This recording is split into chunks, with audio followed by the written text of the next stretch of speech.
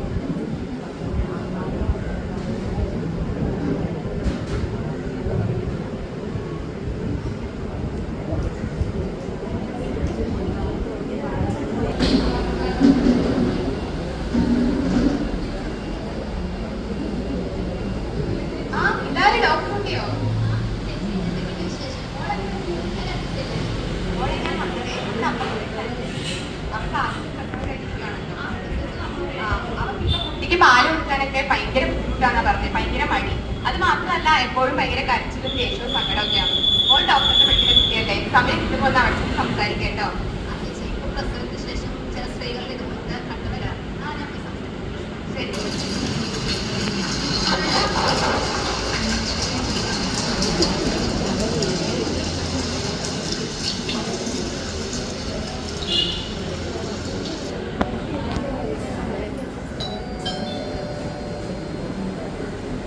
Birthday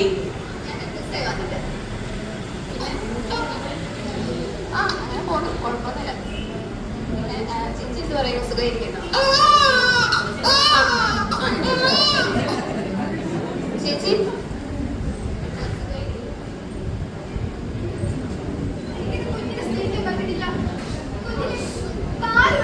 തോന്നണില്ല കുഞ്ഞിനോട് ദേഷ്യം, എല്ലാവരോടും ദേഷ്യം. ഞങ്ങൾക്കൊരു അമ്മയല്ല. ചേച്ചിയുടെ മാനസികാവസ്ഥ എനിക്ക് മനസ്സിലാക്കാൻ പറ്റും. ഇത് നമ്മൾ പോസ്റ്റ്മോർട്ടം ഡിപ്രഷൻ അല്ലെങ്കിൽ പ്രസവാനന്തര വിഷാദം എന്നാണ് പറയുന്നത്. പ്രസവിച്ചിട്ട് 2 ആഴ്ചയിലും ആവുന്നു. ഈ ഒരു കാലയളവിൽ മൂഡ് സ്വിങ്സ്, അതുപോലെ വിശപ്പില്ലായ്മ, ഉറക്കക്കുറവ്, അതുപോലെ തന്നെ കുഞ്ഞിനോട് ദേഷ്യം തോന്നുക, അതൊക്കെ സ്വാഭാവികമായിട്ട് വരുന്നത്. പിന്നെ അതുപോലെ തന്നെ പ്രത്യേക കാര്യം അതൊക്കെ സ്വാഭാവിക. ഇപ്പോൾ 2 ആഴ്ചയിൽ കൂടുതലായിട്ട് നേടി നിൽക്കുകയാണെങ്കിലാണ് വിഷാദം അല്ലെങ്കിൽ ഡിപ്രഷൻ എന്നൊരു അവസ്ഥയിൽ എത്തുന്നത്. ഇത് അത്ര പ്രശ്നമുള്ള കാര്യമാണെങ്കിൽ നമുക്കൊരു കൗൺസിലറിനെ പോയി കാണാവുന്നതാണ്. പിന്നെ വേണ്ടി വന്നാൽ കുറച്ച് മെഡിസിൻസ് എടുക്കാം. ഇതിപ്പോൾ മെഡിസിൻസ് എടുക്കുന്നത് കൊണ്ട് ബ്രസ്റ്റ് ഫീഡ് ചെയ്യുമ്പോൾ പ്രശ്നമുണ്ട് അങ്ങനെ ചിന്തിക്കേണ്ട കാര്യമില്ല. പിന്നെ ഈ സമയത്ത് പാല് കൊടുക്കുകയാണെങ്കിൽ അത് മാനസിക സമ്മർദ്ദം കുറയ്ക്കാൻ സഹായിക്കുകയും ചെയ്യുന്നതാണ്. പിന്നെ ചേട്ടൻ ചെറിയ കാര്യങ്ങൾക്കൊന്നും ചേച്ചിയെ കുറ്റപ്പെടുത്താതിരിക്കാൻ ശ്രദ്ധിക്കണം കേട്ടോ. പിന്നെ ഈ സമയത്ത് കൂടുതലായിട്ട് വീട്ടുകാരോടൊപ്പം സമയം ചെലവഴിക്കുകയാണെങ്കിൽ, ഒറ്റയ്ക്ക് ഓരോ കാര്യങ്ങൾ ആലോചിച്ച് കൂട്ടാതിരിക്കുകയാണെങ്കിൽ അതൊക്കെ ഇതിന് സഹായിക്കും. പിന്നെ കൃത്യസമയത്തുള്ള വ്യായാമം, പോഷകാഹാരങ്ങൾ ഇതൊക്കെ കൊടുക്കുകയാണെങ്കിൽ ഇതുവരെ നമുക്കിത് തടയാൻ സാധിക്കും. പേടിക്കേണ്ട കാര്യമില്ല.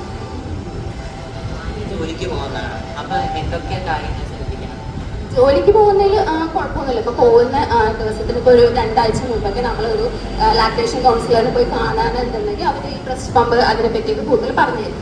അപ്പോൾ പിന്നെ 2 ആഴ്ച മുമ്പ് തന്നെ നമ്മളിപ്പോൾ ശീലിച്ച് തുടങ്ങുകയാണെങ്കിൽ തുടക്കത്തിൽ ആ ഒരു ബുദ്ധിമുട്ട് ഒഴിവാക്കാൻ പറ്റും. പിന്നെ ഒരു കാര്യം ശ്രദ്ധിക്കേണ്ടത് വെച്ച് കഴിഞ്ഞാൽ ബ്രസ്റ്റ് പമ്പ് വാങ്ങുന്ന സമയത്ത് സൈസ് കറക്റ്റ് നോക്കി വാങ്ങാൻ ശ്രദ്ധിക്കണം. അപ്പോൾ ഞാൻ ജോലി കഴിഞ്ഞ് വരുന്നവരെ ആ പാൽ ഉപയോഗിക്കാൻ പറ്റുമോ? പാലിപ്പോൾ നമ്മൾ പുറത്ത് വെക്കുകയാണെന്നുണ്ടെങ്കിൽ ഒരു 4 മണിക്കൂർ വരെ കേടാവാതെ ഉപയോഗിക്കാൻ പറ്റും. പിന്നെ ഫ്രിഡ്ജിൽ വെക്കുകയാണെന്നുണ്ടെങ്കിൽ ഒരു 24 മണിക്കൂർ വരെയൊക്കെ നമുക്കത് സൂക്ഷിച്ച് ഉപയോഗിക്കാവുന്നതാണ്. പിന്നെ ഫ്രീസറിലൊക്കെ വെക്കുകയാണെങ്കിൽ ഒരു 3 മാസം വരെ ഉപയോഗിക്കാവുന്നതാണ്. പിന്നെ ഒരു കാര്യം ശ്രദ്ധിക്കേണ്ടത് എന്താ വെച്ച് കഴിഞ്ഞാൽ പാല് പുറത്ത് വെച്ച് കഴിഞ്ഞാൽ ചൂടാക്കരുത്. ഒരിക്കലും ഫ്രിഡ്ജിൽ നിന്നിട്ട് ചൂടാക്കി കൊടുക്കരുത്. അത് പുറത്ത് വെച്ചൊരു തണുപ്പ് ആറി അങ്ങനെ കൊടുക്കാൻ കൂടുതലായിട്ട് ശ്രദ്ധിക്കണം.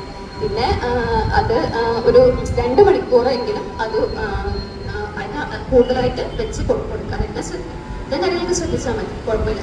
എന്തെങ്കിലും ആവശ്യമുണ്ടെങ്കിൽ വിളിക്കണം, സഹായിക്കാൻ. ചേച്ചി പോട്ടെ, എന്നാ ശരി.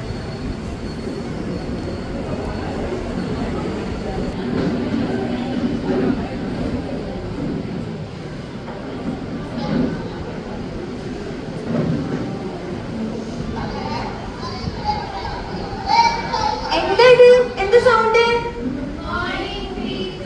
Very good morning. ഓക്കെ, ഇരുന്നോളൂ, എല്ലാവരും ഇരുന്നോളൂ. അപ്പോ നമുക്ക് ഇന്നത്തെ ക്ലാസ് തുടങ്ങാം. ഓക്കെ, നമുക്ക് ഒരു ചോദ്യം ചോദിച്ചിട്ടാവാം ഇന്നത്തെ ക്ലാസ്. ഓക്കെ, അപ്പൊ ഈ ആഴ്ചത്തെ പ്രാധാന്യം ഇതിൽ ആർക്ക് അറിയാം? എന്താ പറഞ്ഞേ? Very good. അതെ, ഓഗസ്റ്റ് 1 മുതൽ 7 വരെയുള്ള ഒരു ആഴ്ചയാണ് നമ്മൾ വേൾഡ് ബ്രസ്റ്റ് ഫീഡിംഗ് വീക്ക് അല്ലെങ്കിൽ ലോക മുലയൂട്ടൽ വാരമായിട്ട് ആചരിക്കുന്നത്. ഓക്കെ, അപ്പോ നിങ്ങളുടെ NSSന്റെ ഭാഗമായിട്ട് നിങ്ങൾക്ക് ചെറിയ ഒരു അവയർനെസിന്റെ ക്ലാസ് അത് തരാൻ വേണ്ടിയിട്ടാണ് മിസ് ഇപ്പൊ വന്നിട്ടുള്ളത്. അപ്പോ ആരുടെയൊക്കെ വീട്ടിലാ ചെറിയ ഉണ്ണികൾ ഉള്ളത്? അപ്പൊ നിങ്ങൾക്ക് അറിയായിരിക്കും അല്ലേ കുട്ടിയൊക്കെ പാല് കൊടുക്കുന്നതും അവരെ അമ്മ എങ്ങനെയാ നോക്കണതും നോക്ക്. അപ്പോ ടീച്ചർ കുറച്ച് കാര്യങ്ങൾ പറഞ്ഞുതരാം. അതായത് ഇപ്പൊ ഒരു സ്ത്രീ അമ്മയാവുന്നത് മുതൽ ആ കുട്ടിയുമായിട്ടുള്ള ബന്ധം തുടങ്ങുന്നുണ്ട്. അപ്പോ നമ്മൾ എപ്പോഴും ഏറ്റവും അടുപ്പം ഉള്ളത് എന്താ പറയാറ്? പൊക്കിൾ കൊടി ബന്ധം. അത് കുട്ടീനെ പ്രസവിച്ച് പുറത്തേക്ക് എടുത്തു കഴിഞ്ഞ് നമ്മൾ മുറിച്ചു കഴിഞ്ഞാല് പിന്നെ അതേപോലെ ഇമ്പോർട്ടന്റ്, അതേപോലെ പ്രാധാന്യം വരുന്നത് എന്താ? നമ്മള് അമ്മ കുഞ്ഞിന് മുലയൂട്ടുന്നതാണ് അല്ലേ? അപ്പൊ അതിന് അത്രയും പ്രാധാന്യം ഉള്ളതുകൊണ്ടാണ് നമ്മൾ അങ്ങനെ പറയുന്നത്. ഇനി ഈ മുലയൂട്ടുന്നത് വഴി കുഞ്ഞിനും അതുപോലെ തന്നെ അമ്മയ്ക്കും ഒരുപാട് ഗുണങ്ങൾ കിട്ടുന്നുണ്ട്. ഇപ്പൊ നമ്മൾ കുഞ്ഞിന്റെ കാര്യം നോക്കാം. ആദ്യം തന്നെ നമ്മൾ കുഞ്ഞിനെ ഈ മുക്കിൽക്കൂടിയൊക്കെ മുറിച്ചതിന് ശേഷം നമ്മൾ ആദ്യം തന്നെ അമ്മയുടെ മേലേക്ക് എടുത്തു വെക്കും. എന്നിട്ട് ആദ്യം ആ കുഞ്ഞ് നുണയുന്നത് അമ്മയുടെ അമ്മിഞ്ഞപ്പാലിന്റെ മധുരമാണ്. അപ്പൊ നമ്മൾ കഴിക്കുന്ന പോലെ കുഞ്ഞിന് വലിയ വലിയ ആഹാരങ്ങളോ ഒന്നും കൊടുക്കാൻ പറ്റില്ല. അതിനെന്തേ കൊടുക്കാൻ പറ്റുള്ളൂ? ഈ അമ്മയുടെ പാല് മാത്രമേ കൊടുക്കാൻ പറ്റുള്ളൂ. അപ്പൊ നമുക്ക് കിട്ടുന്നത് പോലെയുള്ള പോഷകങ്ങളും അതേപോലെ രോഗങ്ങളോടൊക്കെ ഫൈറ്റ് ചെയ്യാനുള്ള ശക്തിയും ഒക്കെ എന്താണ് കിട്ടുന്നത്? ഈ പാലിൽ നിന്നാണ്. ഇനി അതുപോലെ തന്നെ ഇപ്പൊ ആദ്യം അമ്മ കൊടുക്കുന്ന പാല്, അത് നമ്മൾ കൊളസ്ട്രോൾ എന്ന് പറയും. ആദ്യം പ്രസവിച്ചിട്ട് ആദ്യം വരുന്ന പാല് അതൊരു മഞ്ഞ നിറത്തിൽ കാണുന്ന ഒരു ദ്രാവകം പോലെ കാണുന്നതാണ്. അപ്പൊ അത് നമ്മൾ ഒരിക്കലും ഒഴിവാക്കരുത്. പാലല്ലാന്ന് വിചാരിച്ച് നമ്മൾ കളയരുത്. കാരണം അതിന് അതിൻ്റെതായ ഒരുപാട് പ്രാധാന്യമുണ്ട്. അതിലെന്താ, രോഗങ്ങളോട് പ്രതിരോധിക്കാനുള്ള ശേഷിയും ഒക്കെ അത് കഴിക്കുന്നത് വഴി കുട്ടിക്ക് കിട്ടുന്നുണ്ട്. ഓക്കെ, ഇനി നമ്മൾ ഇത് മാത്രമല്ല, ഒരു കുട്ടിക്ക് ശാരീരികവും അതുപോലെ തന്നെ മാനസികവുമായിട്ടുള്ള വളർച്ച ശരിയാ അതുപോലെ തന്നെ ശരിയായിട്ട് ആ കുട്ടിയുടെ ബാക്കിയുള്ള ഭാഗങ്ങളൊക്കെ നല്ല രീതിക്ക് വളർന്നു വരാനും കുട്ടി ഒരു നോർമൽ പോലെ നല്ല മിടുക്കത്തിമാരും ആവാനും എന്ത് വേണം, ആ കുഞ്ഞിന് അമ്മയുടെ പാല് തന്നെ കുടിച്ചിട്ട് വേണം. ഓക്കെ, ഇനി അതുപോലെ തന്നെ അമ്മയ്ക്ക് ഒരുപാട് ഗുണങ്ങൾ കിട്ടുന്നുണ്ട്. ഇപ്പൊ നിങ്ങളൊക്കെ കേട്ടിട്ടില്ലേ, ക്യാൻസർ എന്ന് എല്ലാവരും കേട്ടിട്ടില്ലേ? അപ്പൊ ഈ ബ്രസ്റ്റിന് വരുന്ന ക്യാൻസറുകൾ, അതുപോലെ തന്നെ ഓവറിക്ക് വരുന്ന ക്യാൻസറുകൾ, ഇങ്ങനത്തെ രോഗങ്ങളെ ഒക്കെ തടഞ്ഞു നിർത്താൻ ഈ അമ്മയുടെ പാല് കൊടുക്കുന്നത് വഴി സാധിക്കും. അതുപോലെ തന്നെ കുറേ സമയം ഈ പാല് ഇങ്ങനെ കെട്ടിക്കിടക്കുന്നത് നല്ലതല്ല. അപ്പൊ അത് കൊടുക്കുന്നത് വഴി അമ്മയ്ക്ക് എന്താണ് കിട്ടുന്നത്? ആരോഗ്യം തന്നെയാണ് കിട്ടുന്നത്. പിന്നെ നമ്മളെന്താ, ഇത് ഈസി ആയിട്ടുള്ള ഒരു മെത്തേഡാണ്, എല്ലാവർക്കും ചെയ്യാൻ പറ്റുന്നതുമാണ്, ബുദ്ധിമുട്ടില്ലാത്തതുമാണ്. പിന്നെ ഇപ്പം എല്ലാവരും ജോലിക്ക് പോകുന്നവരാണ്. അപ്പൊ അവർക്ക് ചില സമയത്ത് എന്താ, അവർക്ക് ഇങ്ങനെ എപ്പോഴും കുഞ്ഞിനെ അടുത്ത് കിട്ടിക്കൊള്ളുന്നില്ല. അപ്പൊ അവർക്ക് എപ്പോഴും മുലയൂട്ട് പറ്റിക്കൊള്ളുന്നില്ല. അവർക്ക് വേണമെങ്കിൽ ബോട്ടിൽ ഫീഡിംഗ് ഒക്കെ ചെയ്യാവുന്നതാണ്. പക്ഷെ നമ്മൾ എത്രത്തോളം മാക്സിമം കുഞ്ഞിനെ ബോട്ടിൽ ഫീഡിങ് ഒഴിവാക്കാൻ പറ്റുമോ അത് തന്നെ ചെയ്യണം. കാരണം നമ്മൾ ഈ ബോട്ടിൽ ഫീഡിങ്ങിലേക്ക് ചെയ്ത് കഴിയുന്ന സമയത്ത് പിന്നീട് തിരിച്ച് കുട്ടിക്ക് ആ ഒരു അമ്മയുമായിട്ട്, അമ്മ കൊടുക്കുന്ന പാല് കഴിക്കാൻ കുറച്ചൊരു ബുദ്ധിമുട്ടുണ്ടാവും. അതുമായിട്ട് അഡാപ്റ്റ് ചെയ്യാൻ, ഏതാണ് നിപ്പിള് ഏതാണ് ആ ഒരു ബോട്ടിലിന്റെ ഇതെന്ന് മനസ്സിലാക്കാൻ കുറച്ച് ബുദ്ധിമുട്ടുണ്ടാവും. അതാണ് നമ്മൾ റീലാക്ടേഷൻ എന്ന് പറയുന്നത്. ഓക്കെ, അപ്പൊ എന്ത് തന്നെ ആയാലും നമ്മൾ മാക്സിമം കുഞ്ഞിന് നല്ല രീതിക്ക് അമ്മയുടെ പാല് തന്നെ കൊടുത്തിട്ട് വളർത്താൻ വേണ്ടിയിട്ട് ശ്രമിക്കാം. ഓക്കെ, അപ്പൊ എല്ലാവർക്കും മനസ്സിലായില്ലേ? ഇനി എന്തെങ്കിലും സംശയം ഉണ്ടോ?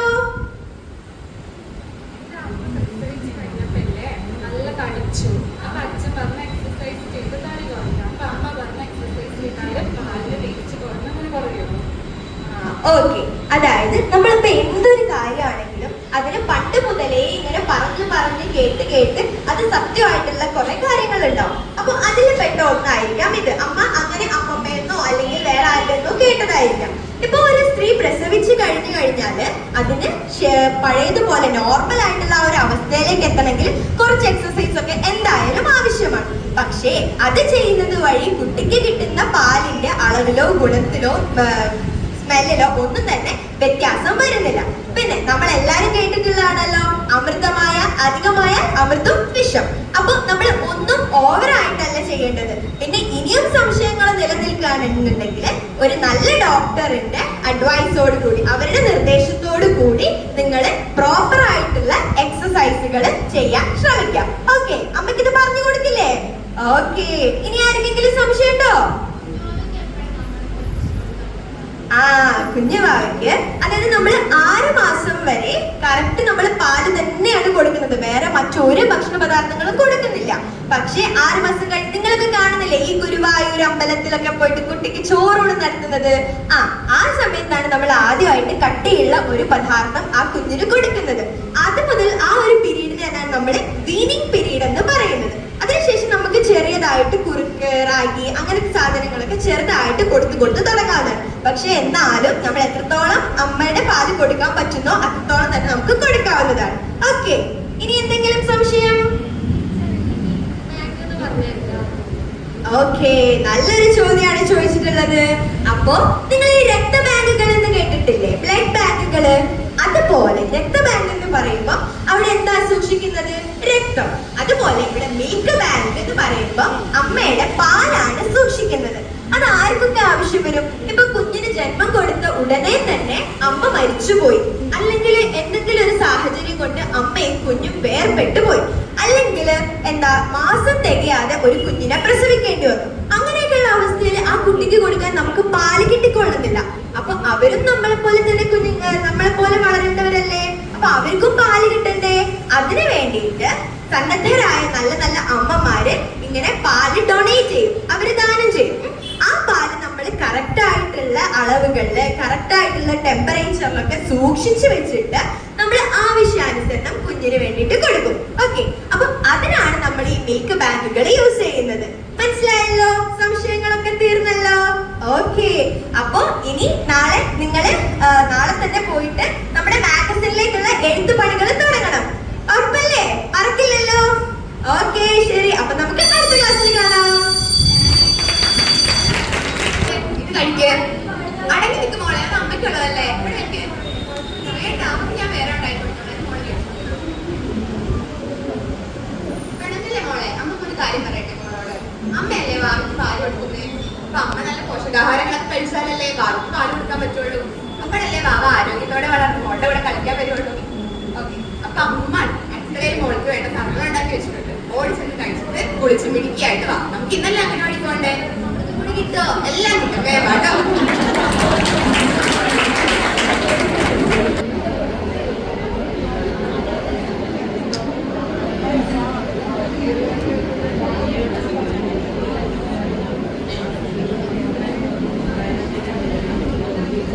അടുത്തതായി കൊച്ചി സിവിൽ പോലീസ് സ്റ്റേഷനിൽ മാതൃത്വത്തിന്റെ ഉത്തമ ഉദാഹരണമായി മാറിയ ശ്രീമതി മൈഥിലി രമേശിനെ വേദിയിലേക്ക് സ്വാഗതം ചെയ്യും.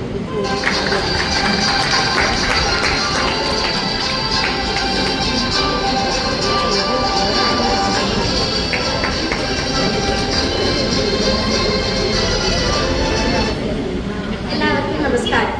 ഞാൻ മൈഥിലി രമേശ്, സിവിൽ പോലീസ് ഓഫീസറാണ്. ഞാൻ Kochi north city women's police സ്റ്റേഷനിലാണ് ജോലി ചെയ്യുന്നത്. ആദ്യം തന്നെ ഞാൻ ഒരു അമ്മയായ കാര്യം കൊണ്ട് ഞാൻ ചെയ്തൊരു പ്രവൃത്തിക്ക് എനിക്ക് ഇത്രയും ആദരവ് നൽകിയാൽ നിങ്ങളോട് ഞാൻ ആദ്യം തന്നെ നന്ദി പറയുന്നു. അന്ന് നടന്ന സംഭവത്തെ പറ്റി നിങ്ങൾക്ക് അറിയുന്നുണ്ടാവും.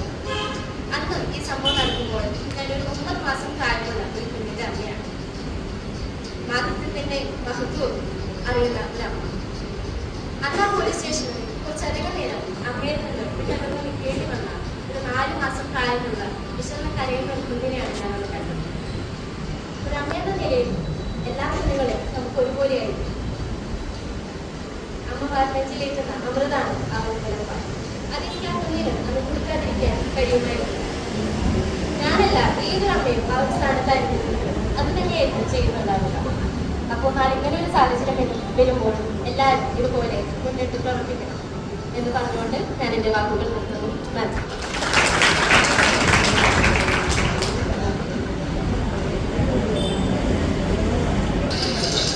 നാട്ടിലൊക്കെ എന്ത് മഴയാ മോളെ? എന്താ മഴ?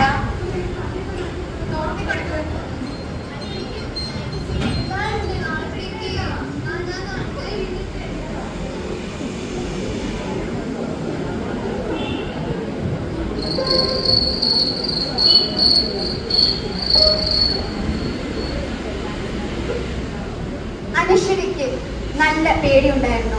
മാത്രമല്ല നല്ല ആഴമുണ്ടായിരുന്നു. മഴയായതിനാൽ വെള്ളം കലങ്ങി തുടങ്ങി. അതുകൊണ്ട് വെള്ളത്തിൽ ഇറങ്ങേണ്ട എന്ന് അവർ തീരുമാനിച്ചു. അങ്ങനെ വെള്ളച്ചാട്ടത്തിന്റെ മനോഹാരിത ആസ്വദിക്കുമ്പോഴാണ് ഒരു കിളി അവിടേക്ക് വന്നത്. അതിനൊരു പ്രത്യേകതയുണ്ടായിരുന്നു.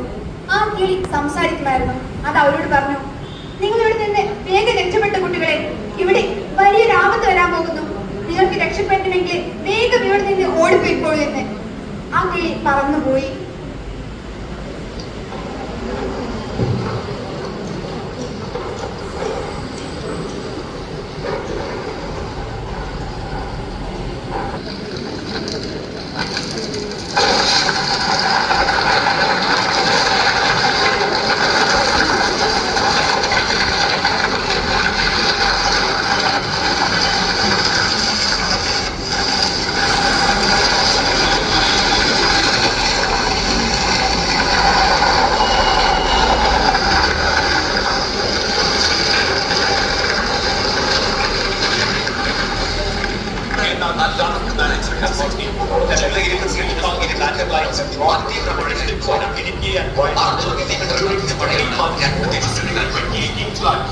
But Wayanad was exposed to frequent sudden landslides. For example, between 2016 and 2018, Wayanad did not register the landslides between May 10 and the first week of August 2018. Wayanad experienced 47 landslides, and heavens. വലിയ ശബ്ദങ്ങൾ ലാഭത്തിലാണ് വെപ്പാടി പഞ്ചായത്ത് അൽമിക കല്ലൂർ പദ്ധതിയിലേക്ക് metro വീടുകളുടെ കോഴ്സിലേക്ക് ഉയർന്ന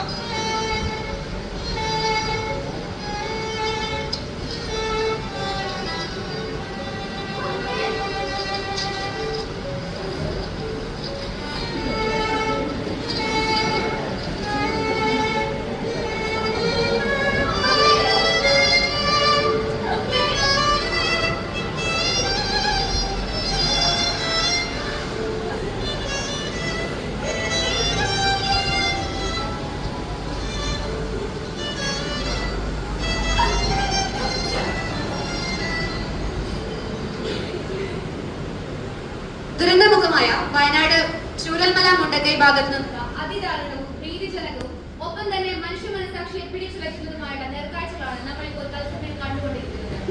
ചേതനയേറ്റ ശരീരത്തിനിടയിൽ നിന്നും ഒരു പിഞ്ചു കുഞ്ഞിനെയും ഒപ്പം തന്നെ ഏതാണ്ട് 12 വയസ്സോളം പ്രായമായ പെൺകുട്ടിയെയും ജീവനോടെ രക്ഷിക്കാൻ കഴിഞ്ഞു എന്നുള്ളത് സ്വല്പം ആശ്വാസകരമായ വാർത്ത തന്നെയാണ്. എന്നിരുന്നാലും കുട്ടിയുടെ മാതാപിതാക്കളും ബന്ധുക്കളും മരണപ്പെട്ടു എന്നുള്ള ദുഃഖകരമായ വാർത്തയാണ് ഇപ്പോൾ അറിയാൻ കഴിഞ്ഞിരിക്കുന്നത്. ദുരന്തമുഖത്തിൽ നിന്നും ക്യാമറമാൻ അഞ്ജുവിനൊപ്പം റിപ്പോർട്ടർ സ്നേഹ ABC.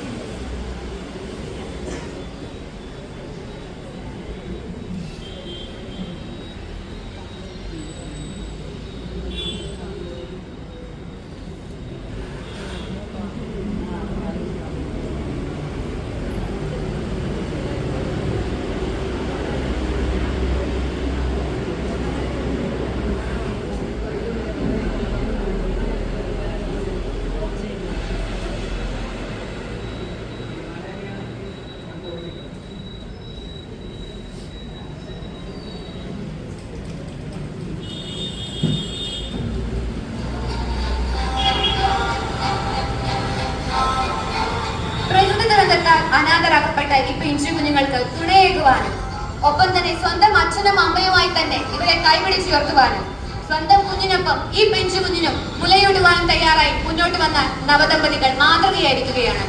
ജന്മം കൊണ്ടല്ലെങ്കിലും കർമ്മം കൊണ്ട് ഈ കുഞ്ഞുങ്ങൾക്ക് മാതാവായി തീർന്ന ഈ അമ്മയുടെ പ്രവൃത്തി സ്വന്തം കുഞ്ഞിനെ പാലൂട്ടുന്നതിൽ നിന്നും വിസമ്മതിക്കുന്ന ഓരോ അമ്മമാർക്കുമുള്ള ഓർമ്മപ്പെടുത്തലാണ്. നന്മയുള്ള മാതൃത്വം പങ്കുവെച്ച ഈ അമ്മയാവട്ടെ നല്ല നാളെയുടെ മാതൃക.